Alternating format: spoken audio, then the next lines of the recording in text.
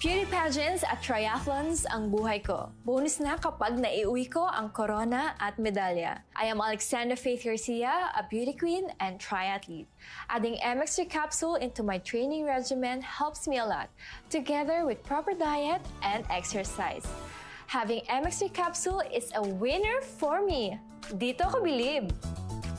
Mahalagang paalala, ang MX3 capsule ay hindi gamot at hindi dapat gamiting panggamot sa anumang uri ng sakit. MX3 capsule helps avoid pain discomfort. Iwas-iwas sa sakit.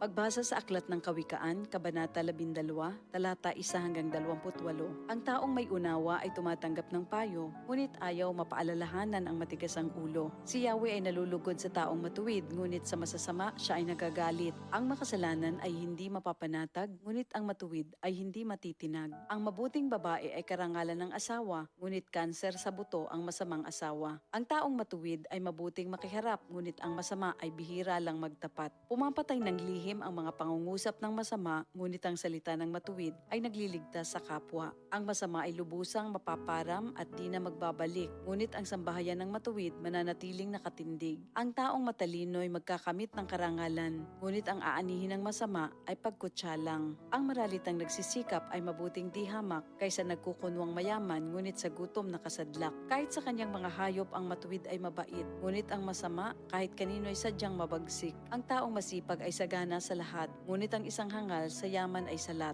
Ang nais ng masama ay puro kasamaan, ngunit ang tuntungan ng matuwid ay hindi magmamaliw. Ang masama ay nahuhuli sa salita ng kanyang bibig, ngunit ang matuwid ay malayo sa ligalig. Ang kakamti ng tao ay batay sa gawa o salita, bawat isa ay tatanggap ng karampatang gantimpala. Ang akala ng mangmang ay siya lamang ang tama, ngunit handang tumanggap ng payo ang taong may unawa. Ang pagkainis ng mangmang kaagad nahahalata, ngunit ang mga matatalino di pansin ang pagkutya. Sa pagsasabi ng tapat, lumilitaw ang katarungan, ngunit ang pagsisinungaling ay lumilikha ng kapahamakan. Ang matalas na pananalita ay sumusugat ng damdamin, ngunit sa magandang pananalita, sakit ng loob ay gumagaling. Ang tapat na labi ay mananatili kailanman, ngunit ang dilang sinungaling ay hindi magtatagal. Ang nagbabalak ng masama ay mag-aani ng kapahamakan, ngunit ang nag-iisip ng mabuti magtatamo ng kagalakan.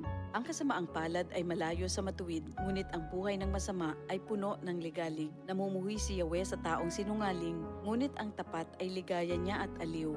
Di agad sinasabi ang alam ng matalino, ngunit kahangalan ay inihahayag ng mangmang na tao. Balang araw, ang masikap, ang mamamahala, ngunit ang tamad ay mananatiling alila. Nagpapahina sa loob ng isang tao ang kabalisahan, ngunit ang magandang balita ay may dulot na kasiglahan. Ang payo ng kaibigang matuwid ay isang gabay, ngunit ang daan ng masama ay tungo sa pagkaligaw. Hindi makakamit ng tamad ang kanyang hinahangad, ngunit ang masikap ay laging may magandang hinaharap. Ang matuwid na landas ay patungo sa buhay, ngunit ang maling daan ay hahantong sa kamatayan.